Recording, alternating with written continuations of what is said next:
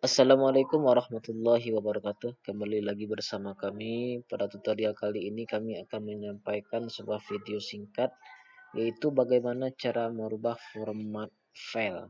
Ya, ini format filenya JPG ya. Kita rubah menjadi PNG contohnya. Kita merubahnya dengan aplikasi Paint sederhana. Oke, kita langsung saja kita klik aplikasinya. Kita klik kanan, kita open with dengan Paint. Kemudian di sini kita perkecil dulu tanpa merubah ukurannya. Langsung saja kita save as ya. Nah, tadi formatnya JPEG, kita rubah menjadi PNG.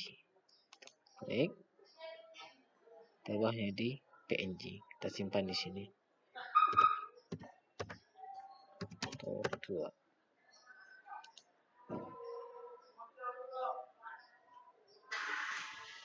Oke, sudah siap. Kita lihat hasilnya. Tadi awalnya JPEG ya, Kita lihat nih hasil dari perubahannya. Nih, PNG. Oke, sekian terima kasih. Wassalamualaikum warahmatullahi wabarakatuh.